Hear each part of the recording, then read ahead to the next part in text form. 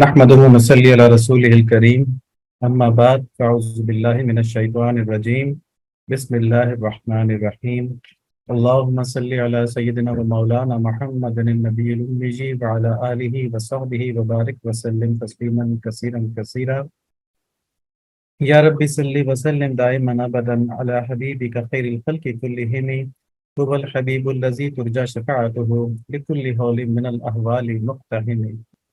اللہ کریم اپنے حبیب صلی اللہ علیہ وآلہ وسلم کی طفیل ہمیں دین کے اندر کوششیں نصیب فرمائیں اور ان کوششوں کا ثمر نصیب فرمائیں، اور ہماری زندگی اور ہماری موت ایسی حالت میں رہے کہ اللہ تعالیٰ ہم سے بہت زیادہ راضی رہے اور آپ کے حبیب صلی اللہ علیہ وآلہ وسلم ہم سے بہت زیادہ خوش رہیں، اللہم آمین۔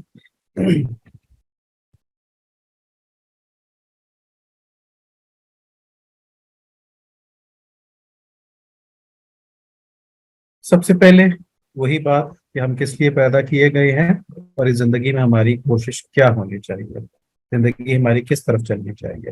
تو یہ بات ہمارے کلمہ توحید کے اندر ہے کہ لا الہ الا اللہ محمد رسول اللہ۔ تو ہم جب اپنی زندگی میں صبح اٹھتے ہیں، ہر صبح اٹھتے ہیں، تو ہم یہ سوچ لیا کریں کہ ہم آج کس لیے یہاں پہ اس دنیا کے اندر آئے، کیونکہ نیند کے بارے میں یہ نا حدیث شریف کے نیند جو ہے تو موت کی بہن ہے، اور جو صبح اٹھنے کی دعا ہے وہ کیا ہے؟ الحمدللہ الذی احیانا بعد ما اماتنا والیہ النشور، کہ اللہ تعالیٰ کی بہت زیادہ تعریف ہے جنہوں نے موت کے بعد ہم کو زندگی دی۔ تو زندگی جو سونا ہوتا ہے، نیند ہوتی ہے، یہ ایک طرح کی موت ہوتی ہے۔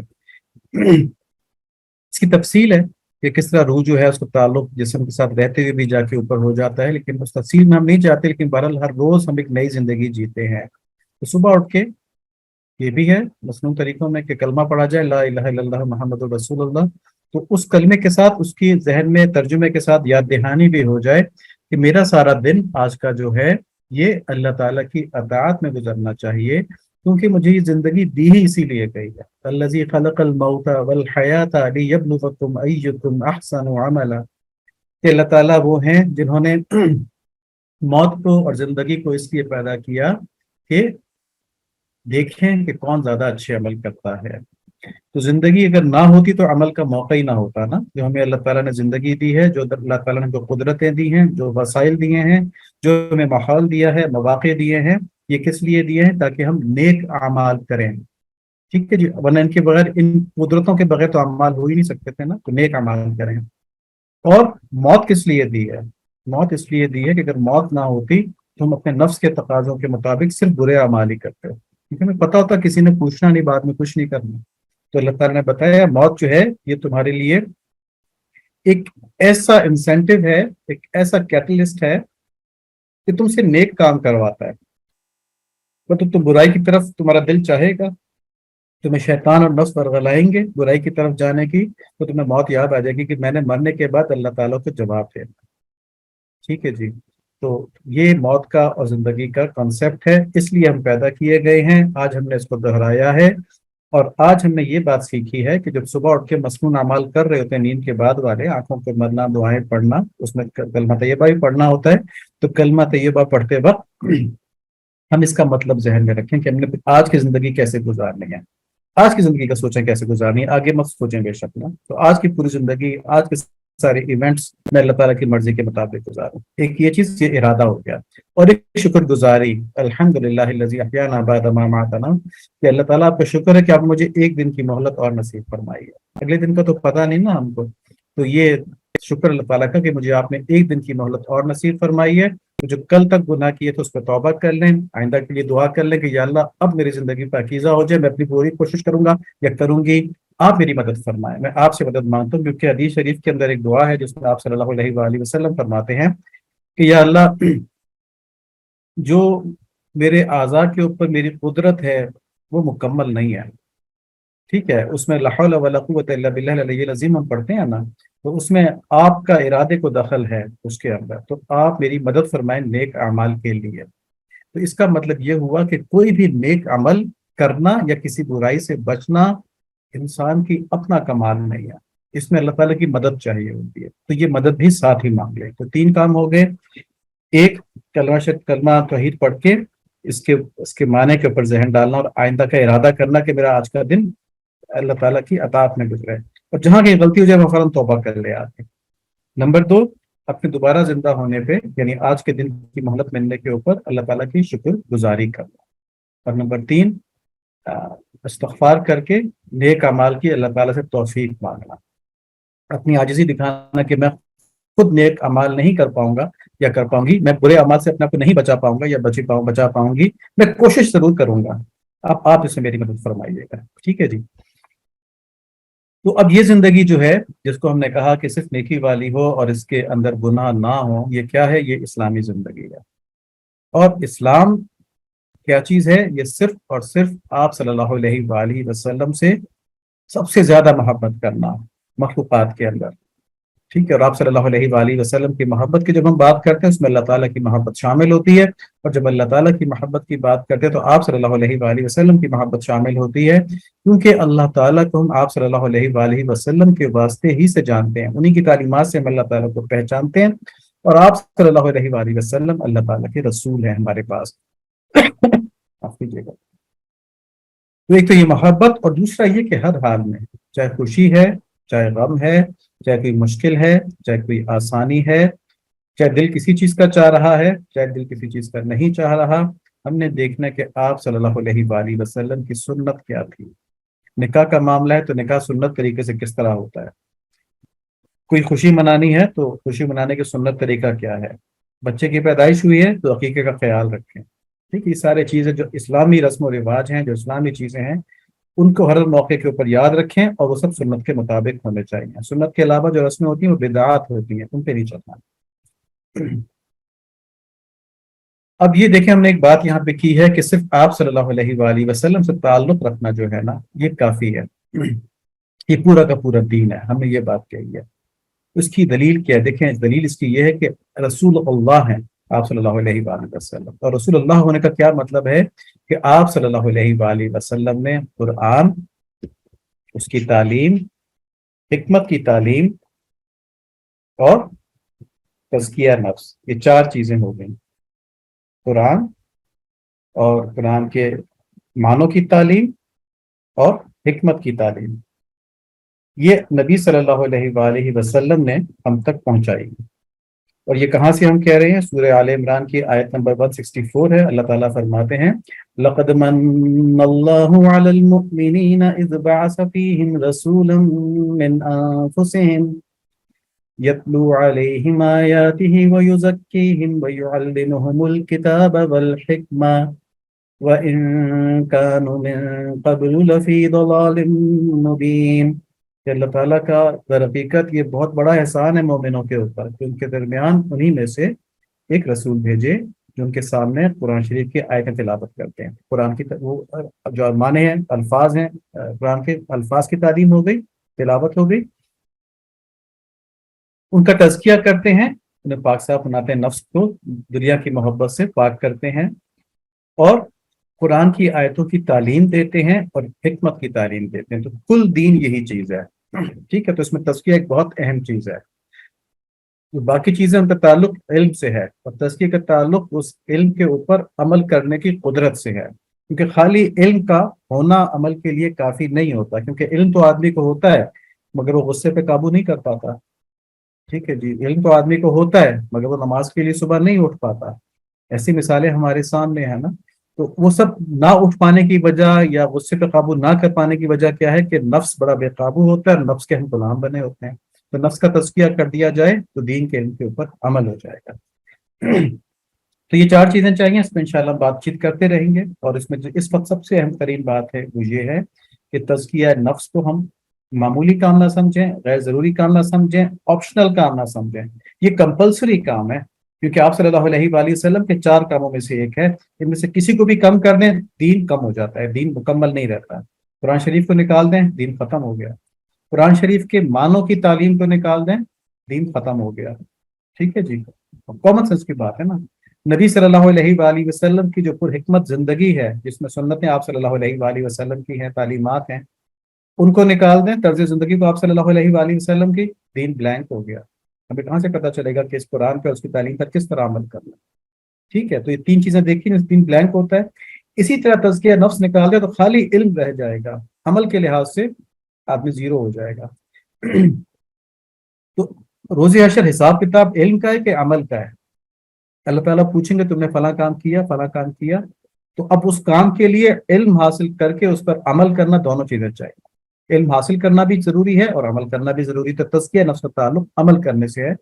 اس کو سب کے سب اچھی طرح سمجھ لیں، یہ کہیں اور شاید سننے کو بات نہ ملے، بہت محدود سرکلز میں آج کل اس کی بات ہوتی ہے کہ ہر مسلمان کے لیے یہ کمپلسری ایکٹیویٹی ہے۔ جیسے قرآن شریف کا علم حاصل کرنا کمپلسری ہے، فرض عین علم حاصل کرنا کمپلسری ہے، اسی طرح تزکیہ نفس بھی کمپلسری ہے۔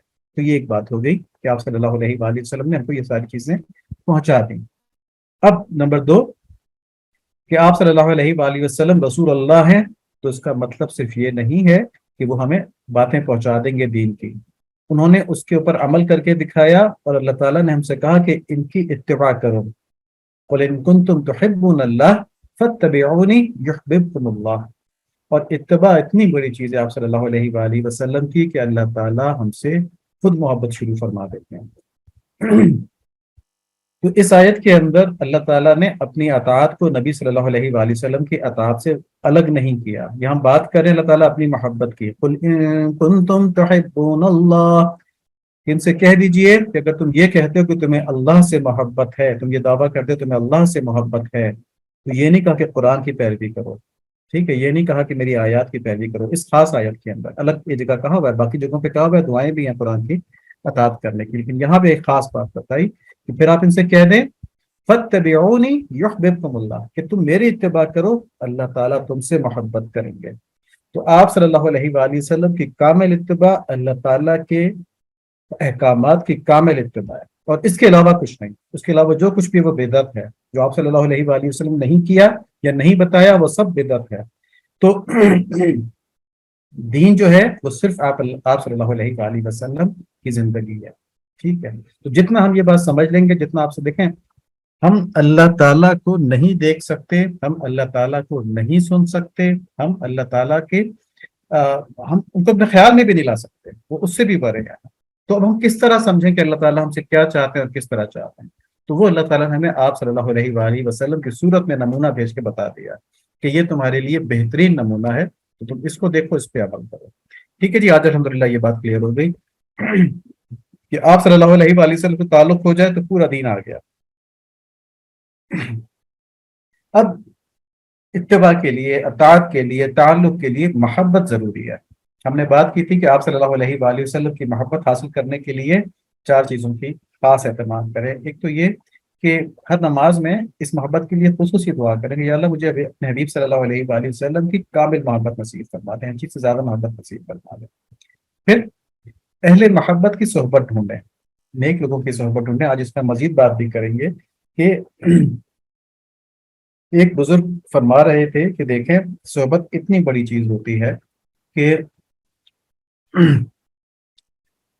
سابقین صحابہ جو ہیں، یعنی جو پہلے ایمان لے کے آئے، ان کا درجہ بعد میں ایمان لانے والے صحابہ کے مقابلے میں زیادہ ہے، اور بہت زیادہ ہے، ٹھیک ہے۔ قرآن شریف میں بھی ان کا تذکرہ الگ سے کیا گیا ہے سابقین صحابہ کا۔ تو جس وقت شروع میں لوگ ایمان لے کے آئے تھے، اس وقت کون سی آیتیں نازل ہوئی تھی قرآن شریف کی؟ اقرأ بسم ربک الذی خلق۔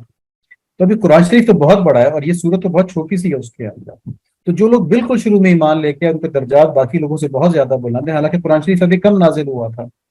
تو کیا وجہ تھی؟ نبی صلی اللہ علیہ وآلہ وسلم کی صحبت انہوں نے پہلے اختیار کر لی، یہ بات ان کی فضیلت کی باعث ہو گئی۔ اب دیکھیں قرآن شریف پورا موجود ہے، اور ہمارے یہاں بڑے سے بڑے مفسر موجود ہیں جن کی کتابوں کے اندر نام ہیں جلالین، ابن کثیر، اور اس طرح بہت بڑی بڑی کتابیں ہیں۔ ان سب کا مقام کسی بدو صحابی کے برابر بھی نہیں ہے۔ اور بدو صحابی کون تھے؟ جنہوں نے ایمان کی حالت میں نبی صلی اللہ علیہ وآلہ وسلم کو چند لمحوں کے لیے دیکھا، پھر چلے گئے اور پھر کبھی ملاقات نہیں ہوئی۔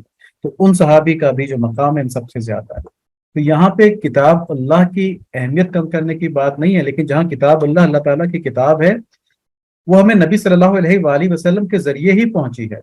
تو اس کتاب کو پہنچانے والے، اس کتاب کے معنی بتلانے والے، اس کتاب کی برکتیں انسانیت کے اندر کمیونیکیٹ کرنے والے، پہنچانے والے، اس کتاب کا فیض دینے والی ذات آپ صلی اللہ علیہ وآلہ وسلم کی ہے۔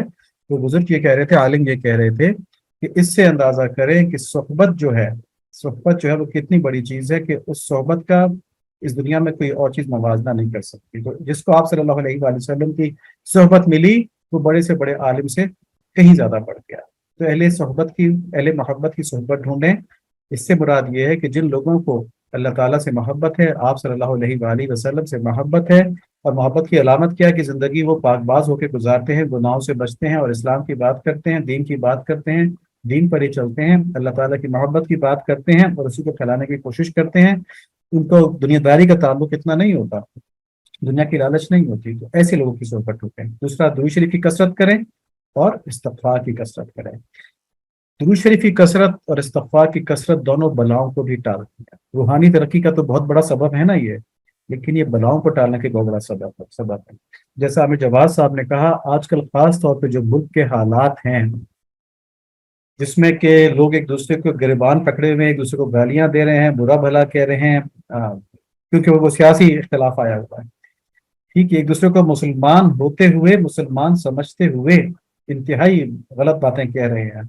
تو درود شریف کثرت سے پڑھیں، استغفار کثرت سے پڑھیں کہ یہ ماحول دور ہو، دلوں کے اندر محبت آ جائے. اور نمبر 2، سیلاب آئے ہوئے ہیں، اکانومی تباہ ہے، عزتیں ہماری نہیں ہے، بیرون ملک پاکستانیوں کی کوئی عزت نہیں کرتا. تو اللہ تعالیٰ ہمارے یہ حالات بھی بدل دیں، ہمارے اخلاق ایسے ہو جائیں کہ بڑی باعزت قوم بن جائیں. اس کے لیے بھی اس نیت سے بھی درود شریف اور استغفار 100 دفعہ تو تھا ہی نا، اس کے علاوہ بھی اس نیت سے کثرت سے پڑھنے کی کوشش کریں. جس کے پاس جتنا ٹائم ہو وہ کر لے. پھر ہم نے بات کی تھی کہ نبی صلی اللہ علیہ وآلہ وسلم کی محبت کے لیے آپ صلی اللہ علیہ وآلہ وسلم کے محبوبین کی محبت لازمی ہے. تو یہ خاص ٹاپک ہے. آپ صلی اللہ علیہ وآلہ وسلم کے محبوبین میں آپ کے صحابہ کرام رضوان اللہ علیہم ہیں، اور آپ صلی اللہ علیہ وآلہ وسلم کی پوری امت ہے. تو پہلے ہم نے صحابہ کرام کے مقام کو اور ان سے محبت کو سمجھنا ہے، اور پھر ہم نے اس چیز کو دیکھنا ہے کہ پوری امت سے محبت کے تقاضے کیا ہیں، وہ ہم نے کس طرح پورے کرنے ہیں. تو ہم صحابہ کرام کی محبت کی بات کر رہے ہیں. صحابہ کرام کی جو کیٹیگریز ہیں مین، ان میں سب سے پہلے خلفائے راشدین ہیں، پھر اہل بیت اور امہات المومنین ہیں. اس میں کچھ جگہوں پہ اہل بیت اور امہات المومنین کو ایک ہی کہا گیا ہے، یہ سب ایک ہی ہیں، ایک ہی گروہ ہے. اور کچھ جگہ اہل بیت کو الگ رکھا گیا اور امہات المومنین کو الگ رکھا گیا، لیکن یہ دونوں درجے بہت بلند درجے ہیں. اور تیسرے دیگر صحابہ کرام. ٹھیک ہے جی، تو 3 یہ مین کیٹیگریز ہیں. آپ صلی اللہ علیہ وآلہ وسلم سے محبت کا تقاضا کیا ہے کہ سارے صحابہ سے محبت کی جائے. سارے صحابہ سے محبت کا تقاضا کیا ہے کہ ان کے بارے میں اچھے جذبات دل میں رکھے جائیں، دل سے ان کی تعظیم کی جائے. اور شیطان اگر برغلائے بھی ان کے خلاف تو پھر کوئی دل میں جگہ نہ دی جائے اس الزام کو، کیونکہ وہ اللہ کے نبی کے مددگار تھے. اللہ تعالیٰ نے ان کو اپنے نبی صلی اللہ علیہ وآلہ وسلم کا مددگار بنایا تھا. اللہ تعالیٰ نے ان کو اپنے حبیب کا، اور اللہ کا حبیب کوئی اور نہیں ہے، جتنی کائنات بنائی گئی ہے آپ صلی اللہ علیہ وآلہ وسلم اس میں اللہ تعالیٰ کے حبیب ہیں. اور آپ کا مقام جیسا ہے اس کا کسی اور کا مقام نہیں ہے. تو ان کا مددگار اللہ تعالیٰ نے بنایا. تو کتنی بڑی شخصیات یہ ہوں گی. تو ان کے بارے میں دل میں کبھی کوئی غلط خیال نہ آئے. کوئی بات سن لے، کوئی دلیل لے کے آ جائے، دلیل جھوٹی ہو سکتی ہے، دلیل غلط سمجھ میں آنے والی ہو سکتی ہے، لیکن نبی صلی اللہ علیہ وآلہ وسلم کا فرمان غلط نہیں ہو سکتا. اور قرآن کے اندر جو ہے کہ ان کو اللہ تعالیٰ سے راضی ہو کے یہ غلط نہیں ہو سکتا. یہ بات اچھی طرح سمجھ میں. ان کے مخالفین کا مقابلہ کیا جائے، اگر کوئی ان کے خلاف بات کر رہا ہے تو اس کو دلیل سے سمجھایا جائے، اور دلیل سیکھنی چاہیے اس کے لیے. انشاءاللہ یہاں پہ اس پروگرام کو بھی کر رہے ہیں، اس میں آپ لوگ مزید ریسرچ کریں، مزید سیکھیں اس کو. اور اگر پھر بھی وہ باز نہ آئے اور اپنی ہر دھرمی پہ رہے دلیلوں کے باوجود، تو پھر سے بالکل دوستی نہ کی جائے، اس کو اپنے سے الگ کر دیا جائے. کیونکہ اس کو ہمارے بزرگ نے سمجھایا تھا کہ اگر کوئی تمہاری ماں کو گالی دے تو کیا تم اسے دوستی کر سکتے ہو؟ تم کہتے ہو پڑوسیوں کے حقوق ہیں، انسانوں کے حقوق ہیں. تو اگر کوئی پڑوسی یا کوئی انسان آ کے تمہاری ماں کو یا باپ کو گالیاں دے تو کیا تم اسے دوستی کرو گے؟ کھانا بھیجو گے؟ اس کا بھیجا ہوا کھانا کھاؤ گے؟ تو والدین تو پیچھے کی بات ہیں. صحابہ کرام کا اور جو تعلق ہے ہم سے اس سے زیادہ ہے، ان کا احسان ہم پر والدین سے بھی زیادہ ہے. ان سے محبت، کیونکہ آپ صلی اللہ علیہ وآلہ وسلم سے محبت کا حصہ ہے، ہمیں ہر چیز سے زیادہ ہونی چاہیے. تو آج ہم خلفائے راشدین کی بات کریں گے، پہلے گروہ کی. تو اس میں 4 خلفاء ہیں. نبی صلی اللہ علیہ وآلہ وسلم نے بتایا کہ میرے بعد 30 سال خلفائے راشدین کی حکومت ہوگی، اس کے بعد اللہ تعالیٰ جس کو چاہے دے دیں گے. تو اس میں حضرت ابوبکر صدیق رضی اللہ تعالیٰ عنہ، حضرت عمر رضی اللہ تعالیٰ عنہ، حضرت عثمان رضی اللہ تعالیٰ عنہ، اور حضرت علی رضی اللہ تعالیٰ عنہ. آج ہم خلفاء راشدین کے اوپر جو جنرل باتیں ہیں، جو جنرل احادیث ہیں ان کے اوپر ہم آج وہ پڑھیں گے، تاکہ ہمیں ان سے ایک ربط پیدا ہو جائے، ایک تعلق پیدا ہو جائے۔ تو حدیث شریف میں ہے، نبی صلی اللہ علیہ وآلہ وسلم نے فرمایا، میں تمہیں پرہیزگاری اور سننے اور ماننے کی وصیت کرتا ہوں، اور تمہارا حاکم حبشی غلام ہی کیوں نہ ہو، اس لیے کہ تم میں سے جو زندہ رہے گا وہ بہت اختلاف دکھے گا۔ خبردار، نئی باتوں سے بچنا، کیونکہ یہ گمراہی کا راستہ ہے۔ لہٰذا تم میں سے جو یہ زمانہ پائے، یعنی یہ جو اختلاف والا زمانہ ہے نبی صلی اللہ علیہ وسلم کے بعد والا، تو میری اور میرے ہدایت یافتہ خلفائے راشدین کی سنت کو اختیار کر لیں۔ دیکھیں، نبی صلی اللہ علیہ وآلہ وسلم نے یہاں خلفائے راشدین کی ساری باتوں کو اٹیسٹ کر لیا۔ ابھی وہ آئے نہیں تھے، ابھی انہوں نے کام کیے نہیں تھے، لیکن ان کے آنے سے پہلے ہی آپ صلی اللہ علیہ وآلہ وسلم نے امت کو کہہ دیا کہ جس طرح تم میری سنت کو پکڑو گے نا، اسی طرح تم نے ان کی سنت بھی پکڑنی ہے۔ ایسا کیوں کہہ دیا؟ یہ رسول تو نہیں تھے اللہ تعالیٰ کے، ایسا کیوں کہہ دیا؟ ایسا اس لیے کہہ دیا کہ ان لوگوں نے دین آپ صلی اللہ علیہ وآلہ وسلم سے اس طرح سیکھا تھا کہ ان کے اندر رچ بس گیا تھا۔ تو اب یہ جو بھی فیصلہ کرتے نئے حالات کے تقاضوں کے مطابق، یہ وہی فیصلہ ہوتا کہ جو اگر آپ صلی اللہ علیہ وآلہ وسلم اس وقت حیات ہوتے تو وہ بھی وہی فیصلہ فرما دیتے۔ تو آپ صلی اللہ علیہ وآلہ وسلم کو ان چار خلفائے راشدین کے اوپر اس قدر اعتماد تھا۔ ٹھیک ہے جی، تو یہاں ہمیں یہ بات بڑی کلیئر ہو گئی۔ ہم اسی طرح کی دوسری حدیث پہ دیکھیں گے، لیکن پہلے سے جو الفاظ مکمل کر لیتے ہیں۔ تم لوگ ان سنتوں کو، یعنی کہ میری سنت اور خلفائے راشدین کی سنت کو دانتوں سے مضبوطی سے پکڑ لینا، یعنی سختی سے کاربند رہنا۔ دانتوں سے پکڑ لینا کیا ہوتا ہے؟ کہ چھوڑنا نہیں کسی چیز کو، کس کے پکڑ لینا۔ ٹھیک ہے، تو اس طرح سے ان کے ساتھ جڑنا تم۔ یہ ترمذی، ابو داؤد اور ابن ماجہ اور امام احمد بن حنبل نے اس پہ روایت کیا ہے۔ اسی طرح ایک اور حدیث ہے، اور یہ حدیث اسی طرح جو ہم نے پہلے بیان کی تھی، پہلے والی کا کچھ حصہ ہم نے نہیں بیان کیا، جس میں یہی تھا کہ نبی صلی اللہ علیہ وآلہ وسلم ایک بیان فرما رہے تھے، تلقین فرما رہے تھے، اور اس کا حصہ تھا پہلی والی حدیث ہم نے بیان کی ہے۔ یہاں پر ہم پوری حدیث بیان کر رہے ہیں۔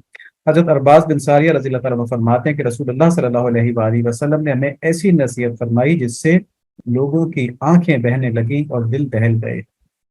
ہم نے عرض کیا، یا رسول اللہ صلی اللہ علیہ وآلہ وسلم، آپ سب بھی پڑھ لیں، صلی اللہ علیہ وآلہ وسلم، آپ نے تو ہمیں ایسی نصیحت فرمائی جیسے آپ صلی اللہ علیہ وآلہ وسلم ہم سے رخصت ہو رہے ہیں، ہم سے کوئی عہد بھی لے لیجئے۔ آپ صلی اللہ علیہ وآلہ وسلم نے فرمایا، میں تمہیں ایسے منور دین پر چھوڑے جا رہا ہوں جس کے شب اور روز برابر ہیں، یعنی دن اور رات ایک جیسے ہیں۔ اس کے بہت سے مطلب ہو سکتے ہیں۔ اس کا ایک مطلب یہ بھی ہے کہ دن کے اندر بھی نیکیاں کما سکتے ہیں اور رات کے اندر بھی نیکیاں کما سکتے ہیں۔ مسلمان کا ہر لمحہ انتہائی قیمتی ہے، کیونکہ وہ اپنے ہر لمحے میں کسی بھی گناہ سے بچ کے، کسی بھی نیکی کی نیت کر کے اللہ تعالیٰ کے قریب ہوتا جا سکتا ہے۔ ٹھیک ہے جی، آگے فرمایا کہ اس دین سے وہی روگردانی کرے گا جس کی قسمت میں بربادی ہے۔ دیکھیں اتنا اہم دین ہے، یہ میرا جملہ جو ہے نا، یہ مارک کر لیں کہ یہ اتنا اہم دین ہے، ہماری ساری توجہ اس کی طرف ہونی چاہیے۔ روزی کمانا اور لوگوں سے ملنا جلنا، رشتہ داروں کا خیال رکھنا، یہ سب اس دین کے تابع ہونا چاہیے۔ وہ امپورٹنٹ نہیں ہے، مطلب وہ پرائمری ہمارا کنسرن نہیں ہے۔ پرائمری کنسرن دین پر چلنا ہے۔ اگر دین پہ چلتے ہوئے روزی میں اضافہ ہوتا ہے تو ٹھیک ہے، اگر دین پر چلتے ہوئے کسی تجارت میں نقصان ہو جاتا ہے، کسی جگہ کوئی کام ایسا ہو جاتا ہے جس میں آدمی کو فائدہ نہ ہو، تو کرنا پڑے گا، دنیاوی نقصان کو اٹھانا پڑے گا اور دین کو پہلے رکھنا پڑے گا۔ دوستی چھوڑنی پڑے گی کسی بہت بڑے عزیز سے، اور دین کو پہلے رکھنا پڑے گا۔ ٹھیک ہے جی، تو دین بہت قیمتی ہے، ہمارا دین بہت قیمتی ہے، کیونکہ ہمارا ہر لمحہ جو ہم اطاعت کرتے ہیں، جو ہم نبی صلی اللہ علیہ وسلم کی پیروی کرتے ہیں، تو ہمیں اللہ کا ولی بنا رہا ہوتا ہے۔ تو یہ دین کی اہمیت کی بات ہے جو یہاں نبی صلی اللہ علیہ وآلہ وسلم نے فرمائی۔ پھر فرمایا، تم میں سے جو لوگ میرے بعد زندہ رہیں گے وہ ایک زبردست اختلاف دیکھیں گے۔ حضرت عثمان رضی اللہ عنہ کے دور میں یہ اختلاف شروع ہوا، جب کچھ بلوائیوں نے بغاوت کی اور آپ رضی اللہ تعالیٰ عنہ کو شہید کیا، پھر اس کے بعد اختلاف مسلمانوں کے اندر رہا، اور صحابہ کرام کو آپس میں جنگیں بھی کرنی پڑی، لیکن وہ جنگیں اخلاص کے ساتھ تھیں۔ جو مہلک اختلاف تھا، دیکھیں ان جنگوں کے اندر مسلمان شہید ہوئے، صحابہ کرام شہید ہوئے، یہ ایک نقصان تھا، لیکن ان کے آپس میں محبت کم نہیں ہوئی۔ حضرت معاویہ رضی اللہ تعالیٰ عنہ کی تعریف حضرت علی رضی اللہ عنہ فرماتے تھے، حضرت علی رضی اللہ تعالیٰ عنہ کی تعریف حضرت معاویہ رضی اللہ عنہ فرماتے تھے۔ ان کے درمیان اجتہادی اختلاف تھا، جس کی وجہ سے انہوں نے تلواریں نکال لی تھیں، لیکن وہ اجتہادی اختلاف اس چیز پہ تھا کہ دین کا تقاضا اس وقت کیا ہے۔ تو دین کا تقاضا اس کی ہم تفصیل سے بات کریں گے انشاءاللہ، ابھی اجمالی طور پہ سمجھ لیتے ہیں جنرل بات کر کے۔ تو دین کے تقاضے کو قائم کرنے کے لیے، دین کو نافذ کرنے کے لیے تلواریں نکالی تھی، ان کا اپنا اپنا اجتہاد تھا، لیکن ایمان خراب نہیں ہوئے تھے۔ اس کے بعد جو لوگ آئے جنہوں نے کہ صحابہ میں سے کچھ کے خلاف غلط باتیں شروع کر دیں، گالیاں دینا شروع کر دیں، نعوذ باللہ، ان کے ایمان ختم ہوتے گئے۔ ٹھیک ہے جی، تو وہ صحیح فتنہ تھا۔ تو زبردست اختلاف وہ والا تھا کہ جہاں پہ کہ خطرناک ترین صورتحال ہو گئی کہ مسلمانوں کے اندر ایسا فتنہ پھیل گیا جس سے ان کے ایمان کو خطرہ ہو گیا، جس سے وہ صحابہ کی جماعت سے کٹ گئے۔ اس کی ہم آج کچھ تفصیل دیکھیں گے۔ تو آگے نبی صلی اللہ علیہ وآلہ وسلم فرماتے ہیں کہ ایسے اختلاف کے وقت تم میری سنت اور خلفائے راشدین کی سنت کو پہچان کر دانتوں سے مضبوط پکڑ لینا، اور ان کی اطاعت کو اپنے اوپر لازم کر لینا۔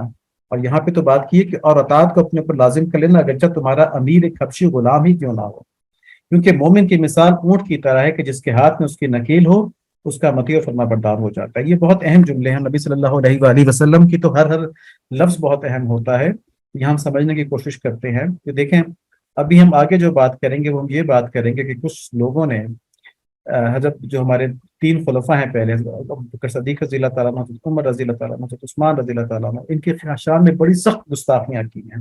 کیوں؟ کیونکہ وہ کہتے ہیں کہ علی رضی اللہ عنہ کو انہوں نے خلیفہ پہلے نہیں بنایا۔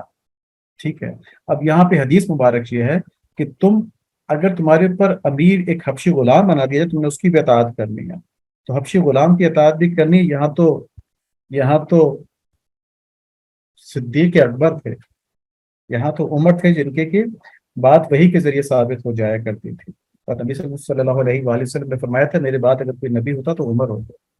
حضرت ابو بکر صدیق سے رضی اللہ عنہ کے بارے میں فرمایا تھا کہ میں نے سب کے حقوق ادا کر دیے لیکن ابو بکر صدیق رضی اللہ تعالیٰ عنہ کے احسانات کا بدلہ میں عطا نہیں کر سکتا، اور ان کا بدلہ تو اللہ تعالیٰ ہی ادا کریں گے۔ ہم انشاءاللہ ان کے واقعات اگلی دفعہ دیکھیں گے۔ تو جب یہ ہمارے امیر بنا دیے گئے تو کتنا زیادہ گمراہ فرقہ ہوگا جو ان کو برا بھلا کے ہے۔ ٹھیک ہے، تو اس حدیث سے ثابت ہو گیا کہ وہ فرقہ کتنا برا ہے، کیونکہ وہ نبی صلی اللہ علیہ وآلہ وسلم کے اس حکم کی نافرمانی کر رہا ہے کہ تم اگر حبشی غلام بھی تمہارا آقا بنا دی جائے اس کی تم پیروی کرو، کیونکہ مومن کی مثال اونٹ کی طرح جس کے ہاتھ میں اس کی نکیل ہو وہ اسی کا مطیع فرما بردار ہو جاتا ہے۔ تو اپنا امیر سرکار جو ہوتا ہے نا ایک بادشاہ، وہ تو الگ بات ہوگی، بادشاہ بھی سوچ سمجھ کے دین دیکھ کے بنانا چاہیے جب ڈیموکریسی ہو، اور جس کی مذہبی پیروی کر رہے ہیں اس کو بھی بہت سوچ سمجھ کے اس کے پیچھے چلنا چاہیے، کیونکہ پھر ہم اونٹ کی طرح اس کی طرف جس طرف لے جائے گا اس طرف نکل جائیں گے، پھر ہمیں پتہ نہیں چلے گا۔ تو اجتہاد یہ ہے، عقل کا استعمال یہ ہے کہ اپنا رہنما دیکھ کے سوچ سمجھ کے پکڑیں، اور اس میں ایک ٹپ یہ ہے کہ رہنما وہی صحیح ہے جو ہمیں بزرگوں سے نہیں کاٹتا، جو ہمیں نئی بات نہیں بتاتا۔ ٹھیک ہے، جو باتیں شروع میں ہو گئیں، جو باتیں شروع میں بڑے بڑے علماء کرام نے، تابعین نے اور صحابہ نے کر دیں، انہی کے اوپر لے کے چلتا ہے۔ یہ نہیں کہتا کہ 1400 سال تک لوگ سمجھ نہیں پائے دین کو، آج میں نے حدیثیں پڑھی ہیں، میں نے قرآن پڑھا تو میں دین سمجھاتا ہوں، وہ یہ نہیں کہتا۔ تو یہ تو ہوگی ضمنی بات، ہم نے حدیث دیکھ لی خلفائے راشدین کے بارے میں۔ ایک اور حدیث شریف ہے کہ حضرت انس رضی اللہ عنہ فرماتے ہیں کہ حضور اکرم صلی اللہ علیہ وآلہ وسلم جبل احد کے اوپر تشریف لے گئے، اور آپ صلی اللہ علیہ وآلہ وسلم کے ہمراہ حضرت ابو بکر صدیق رضی اللہ تعالیٰ عنہ تھے، حضرت عمر رضی اللہ تعالیٰ عنہ تھے، حضرت عثمان رضی اللہ تعالیٰ عنہ تھے۔ اچانک پہاڑ ان کی آمد کے باعث جوش مسرت سے جھومنے لگا، زلزلہ سا آ گیا، تو آپ صلی اللہ علیہ وآلہ وسلم نے فرمایا اے احد ٹھہر جا، تیرے اوپر ایک نبی، ایک صدیق اور 2 شہید ہیں۔ دیکھیں یہاں گواہی آ گئی نا، یہ بخاری شریف کی حدیث ہے۔ ٹھیک ہے، ایک تو نبی صلی اللہ علیہ وآلہ وسلم خود تھے اور ایک صدیق اکبر تھے، تو نبی صلی اللہ علیہ وآلہ وسلم ان کو صدیق کہہ رہے ہیں، اور شہید تو مسلمان ہی ہوتا ہے نا، کافر تو شہید نہیں ہو سکتا نا، تو 2 شہید تھے۔ تو نعوذ باللہ نعوذ باللہ نعوذ باللہ، یہ جو حضرات، یہ جو لوگ کہتے ہیں کہ جی صحابہ منافق ہو گئے تھے، تو کتنے بڑا کفر یہ لوگ کرتے ہیں کہ جن کو نبی صلی اللہ علیہ وآلہ وسلم صدیق اور شہید کہہ رہے ہیں تو ان کو یہ منافق کہہ دیتے ہیں۔ تو اب ان کا ایمان بچ سکتا ہے؟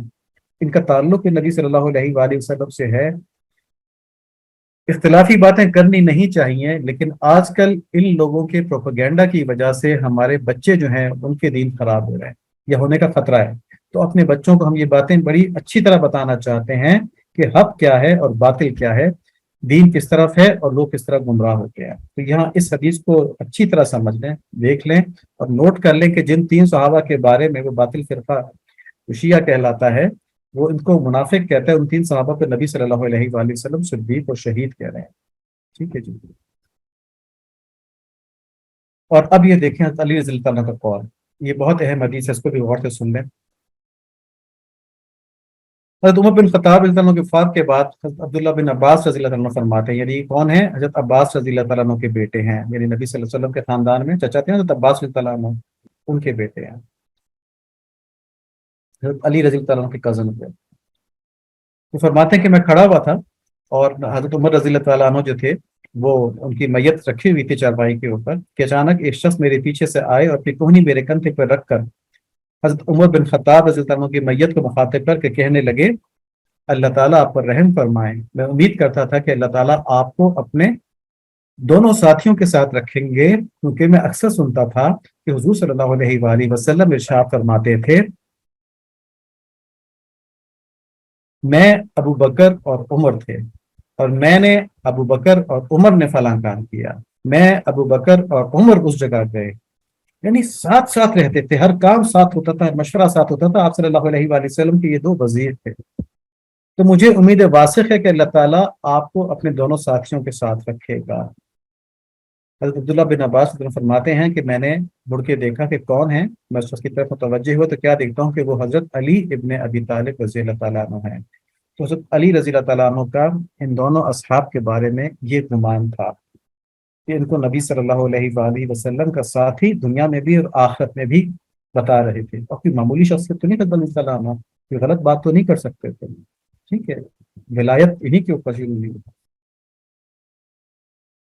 اب جو لوگ حضرت علی رضی اللہ تعالیٰ عنہ کی محبت کا دعویٰ کرتے ہیں اور کہتے ہیں کہ ہم تو جی ان کی محبت میں باقیوں کی مخالفت کرتے ہیں، وہ ان کی محبت میں نہیں کرتے، وہ دین کے ساتھ دشمنی کی وجہ سے کرتے ہیں، شیطان کا اعلی کار بننے کی وجہ سے کرتے ہیں، کیونکہ اگر وہ ان سے محبت کرتے ہوتے تو ان کی اس بات سے خلاف نہ کرتے۔ ٹھیک ہے جی، یہ بات اچھی طرح سمجھ لیں، الفاظ میرے پاس کم ہے کیونکہ ٹائم کم ہے، لیکن بات کے جو بات کی اصل ہے وہ واضح ہو چکی ہے۔ اس کے اوپر مزید ریسرچ بھی کر سکتے ہیں، کسی کو سوال ہو تو وہ کر سکتا ہے۔ کہ حضرت علی رضی اللہ تعالی عنہ حضرت ابو بکر صدیق رضی اللہ تعالی عنہ کو، حضرت عمر رضی اللہ تعالی عنہ کو نبی صلی اللہ علیہ وآلہ وسلم کا دنیا میں بھی ساتھی سمجھتے تھے، قریبی ساتھی، الفاظ دیکھیں نا کہ میں ابو بکر اور عمر تھے، اور آخرت میں بھی قریبی ساتھی سمجھتے ہیں۔ ٹھیک ہے، تو یہ علی تعالیٰ قول ہے، اور جو لوگ علی رضی اللہ عنہ کے محبت کا دعویٰ کرتے ہیں وہ اس قول کے خلاف کرتے ہیں، تو وہ نہایت گمراہ لوگ ہیں۔ اب یہاں بھی ہم احتیاطاً پہلے بھی یہ بتا چکے ہیں، لیکن آج ہم سورہ بقرہ کی آیت نمبر 137، اس میں صحابہ کے مخاطب کر کے کہا گیا کہ اگر اہل کتاب یا کفار تم جیسا ایمان لائیں تو ہدایت پائیں گے، اگر منہ موڑے تو صریح اختلاف میں ہے، اللہ تعالیٰ ان سے قریب آپ کی کفایت کرے گا اور خوب جاننے والا ہے۔ تو صحابہ کے ایمان کی تصدیق اللہ تعالیٰ نے قرآن شریف میں کر دی۔ قرآن شریف ہمیشہ رہنے والی کتاب ہے، تبدیل نہیں ہو سکتی، تو صحابہ کا ایمان اٹیسٹڈ ہے۔ انہیں کوئی منافق کہے گا تو وہ خود کافر ہو جاتا ہے، کیونکہ جو کسی مسلمان کو کافر کہے تو اس پر کفر لوٹ جاتا ہے۔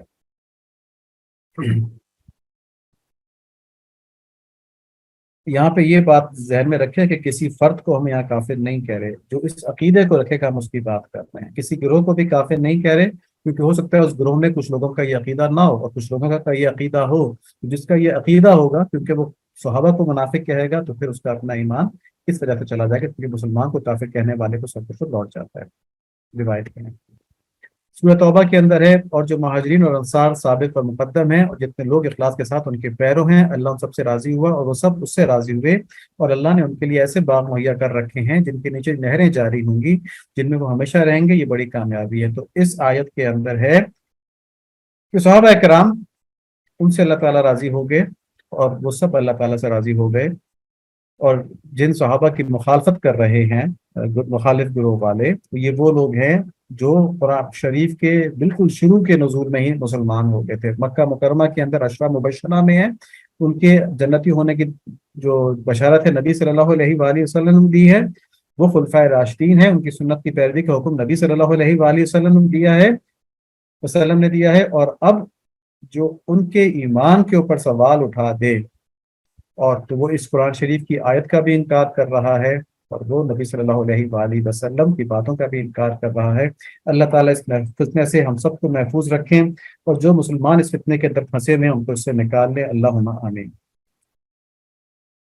یہ حدیث شریف نبی صلی اللہ علیہ وآلہ وسلم نے فرمایا، جس نے میرے صحابہ کے معاملے میں مجھے یاد رکھا تو قیامت کے دن میں اسے یاد رکھوں گا، جس نے میرے صحابہ کو گالی دی تو اس پر خدا کی لعنت ہو۔ یہ امام احمد بن حنبل نے روایت کی۔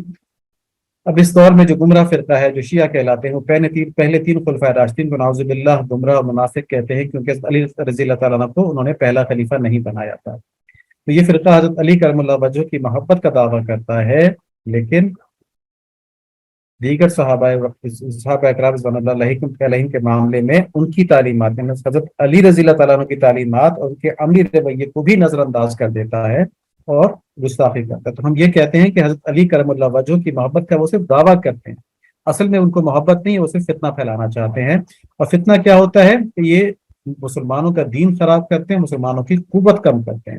دین کس طرح خراب ہوتا ہے کہ صحابہ کرام کی جماعت کے اوپر سے مسلمانوں کا اعتماد اٹھ جائے گا اگر ان کے پیچھے چلیں گے تو، کیونکہ جس جماعت کے اندر دنیا کی وجہ سے لڑائی ہو گئی آپس میں، تو اس نے دین آگے کیسے پہنچانا تھا؟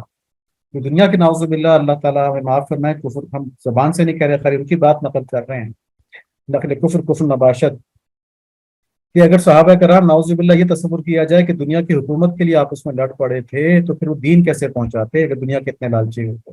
دنیا کے لالچی تو وہ نہیں تھے، کیونکہ دنیا کا لالچی تو ایک عام ولی اللہ نہیں ہوتا۔ کہ ہم نے کبھی سوچا کہ شاہ ولی اللہ رحمۃ اللہ علیہ کو حکومت کی تلاش تھی، وہ حکومت کرنا چاہتے تھے، بادشاہت لینا چاہتے تھے، اس لیے انہوں نے سارے کام کیے؟ یا امام ابو حنیفہ رحمۃ اللہ علیہ نے اپنا علمی کام اس لیے کیا کہ وہ چاہتے تھے وہ خلیفہ بنا دی جائے، بادشاہ بنا دیے جائے؟ اگر ان جیسے صحابہ کرام کے معاملے میں معمولی لوگ، ویسے نہیں لیکن صحابہ کرام کے سامنے مقابلے میں ان کے معمولی لوگ بھی دنیا کی نیت نہیں رکھتے تھے، تو یہ صحابہ کیسے دنیا کی نیت رکھ سکتے تھے؟ تو ایسا نہیں تھا کہ ان کی لڑائیاں دنیا کی وجہ سے ہوئی، دنیا کی حکومت کی وجہ سے ہوئی۔ تو اگر یہ تصور کیا جائے تو صحابہ کی جماعت سے اعتماد ٹوٹے گا، صحابہ کی جماعت سے اعتماد ٹوٹے گا تو پھر دین کا کوئی اور طریقہ نہیں حاصل کرنے کا، اور پھر آپ صلی اللہ علیہ وآلہ وسلم سے نعوذ باللہ اعتماد اٹھ جائے گا کہ آپ صلی اللہ علیہ وآلہ وسلم ان لوگوں پہ اعتبار کر رہے ہیں اور یہ لوگ دھوکہ دے رہے ہیں۔ نبی کیسے ہوئے اور نبی کی تربیت کیسے ہوئی، یہ انہیں پتہ ہی نہیں چلا، زندگی بھر منافقین ان کے ساتھ رہے، ان کو پتہ ہی نہیں چلا۔ اور اللہ تعالیٰ نے دین کو پھر پھیلایا کس طرح کہ جب نعوذ باللہ ایسے لوگ جو بعد میں بدل گئے، وہ دین کو آگے کیسے پہنچاتے؟ ساری عمارت گر جاتی ہے دین کی۔ تو یہ ان کی سازش ہوتی ہے۔ اور دنیاوی قوت کیا ہوتی ہے کہ مسلمان دو فرقوں میں تقسیم ہو جاتی ہے، اور اس کنفیوژن کی وجہ سے وہ ایک دوسرے کا ساتھ نہیں دیتے، تو ان کی امت پارا پارا ہو جاتی ہے۔ اور یہی آج کل ہو رہا ہے شیعہ سنی فسادات میں دنیا بھر کے اندر، جس وجہ سے مسلمانوں کی قوت ٹوٹی ہوئی ہے۔ اس فرقے سے بہت دور ہے، سے دوستی نہ کریں، اس کو تبلیغ کر سکتے ہیں، اس کے لیے دعا کر سکتے ہیں۔ یہ بہت اہم بات کی، میں جلدی کر دی، آگے ہم مختصر باتیں کرتے ہیں۔ چھوٹے بچوں کو جو ہم نے کہانیاں سنائی، اس کے اندر عفو درگزر کی بات تھی کہ انسان غلطیاں معاف کرے، اسے تکبر سے نکل آتا ہے، اللہ تعالیٰ کی خوشنودی ملتی ہے، اور آدمی کو اپنے پر کنٹرول حاصل ہوتا ہے۔ غصے پر قابو پانا، اس کے لیے آج عمر جواز صاحب نے بڑا تفصیلی بتایا ہے، وہاں ضرور دیکھ لیا جائے اس کو جو لوگ نہیں دیکھ پایا ہے۔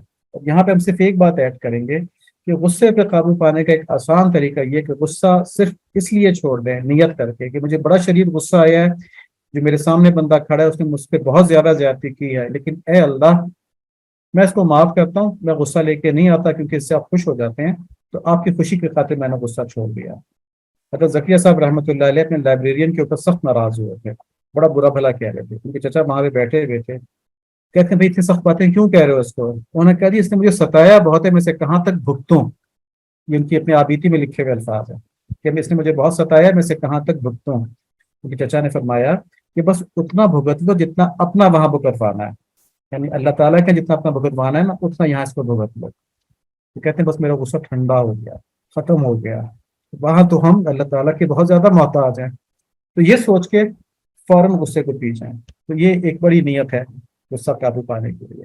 دوسرا، مسلمانوں سے محبت رکھیں۔ ہم آج کل دیکھ رہے ہیں کہ لوگوں کی دوسرے سے محبت نہیں ہے، تعلق تو ہے لیکن مطلب کا تعلق ہے۔ سچ کو جینون محبت رکھیں مسلمانوں کے ساتھ، اور کفار کے ساتھ محبت کی نوعیت یہ ہو کہ وہ انسان ہیں، ہمارے نبی صلی اللہ علیہ وآلہ وسلم کی دین کی دعوت ان تک بھی پہنچنی چاہیے کہ وہ ہمیشہ کی دوزخ میں نہ چلے جائیں۔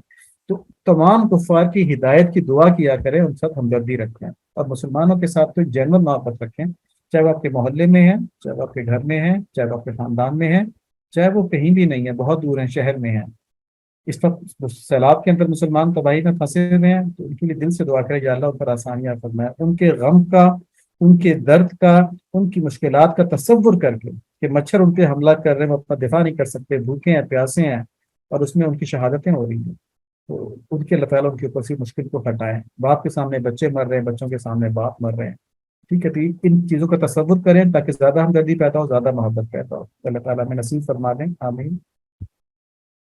اہل خانہ کے آپس میں حقوق کی بات ہوئی، بہن بھائیوں کے حقوق کی بات ہوئی، اور عامر جواد صاحب نے پڑوسیوں کے حقوق کی بات بھی کی، تو اس کو سن لیں وہاں پہ۔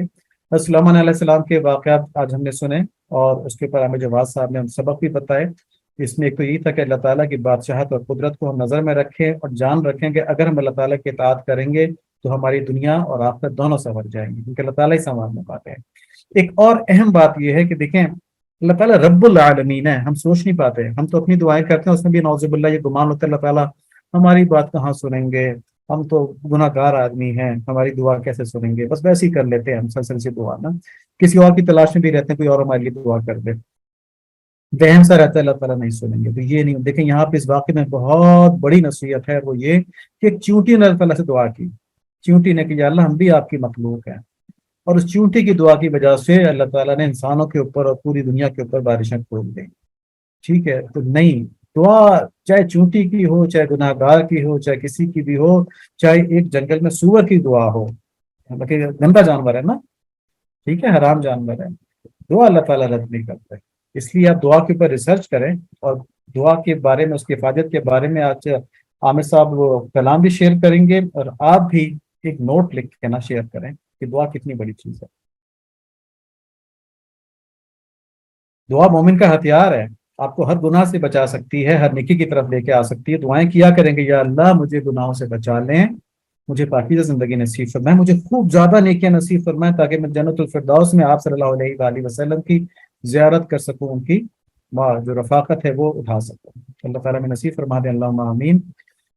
پھر ایک بات یہاں بہت اہم تھی، سورہ نمل کی آیت نمبر 18 ہے، جب وہ چونٹیوں کے میدان میں پہنچے تو ایک چونٹی نے کہا، اے چونٹیوں اپنے اپنے گھروں میں گھس جاؤ، ایسا نہ ہو کہ سلمان اور ان کا لشکر تمہیں رون ڈالے اور وہ یہ بات جانتے نہ ہوں۔